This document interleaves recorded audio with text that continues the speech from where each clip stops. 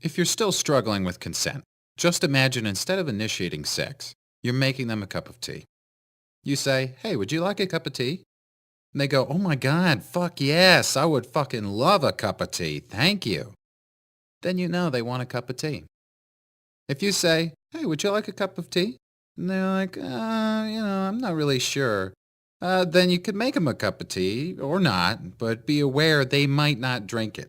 And if they don't drink it, then, and this is the important part, don't make them drink it. Just because you made it doesn't mean you are entitled to watch them drink it. And if they say no thank you, then don't make them tea. At all. Just don't make them tea. Don't make them drink tea. Don't get annoyed at them for not wanting tea.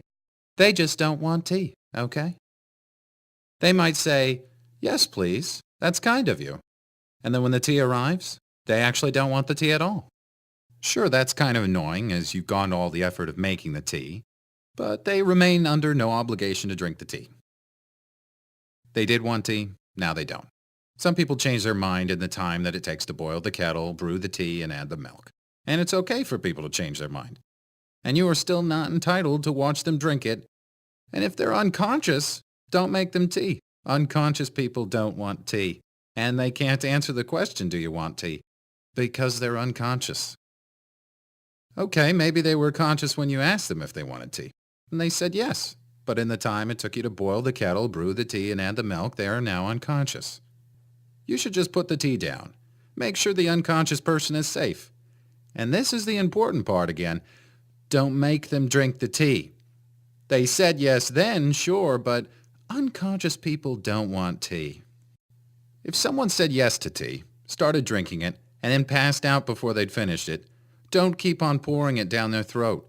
Take the tea away. Make sure they're safe, because unconscious people don't want tea. Trust me on this. If someone said yes to tea around your house last Saturday, that doesn't mean they want you to make them tea all the time. They don't want you to come around to their place unexpectedly and make them tea and force them to drink it going, "But you wanted tea last week." Or to wake up to find you pouring tea down their throat going, "But you wanted tea last night." If you can understand how completely ludicrous it is to force people to have tea when they don't want tea, and you're able to understand when people don't want tea, then how hard is it to understand it when it comes to sex? Whether it's tea or sex, consent is everything. And on that note, I'm going to go make myself a cup of tea.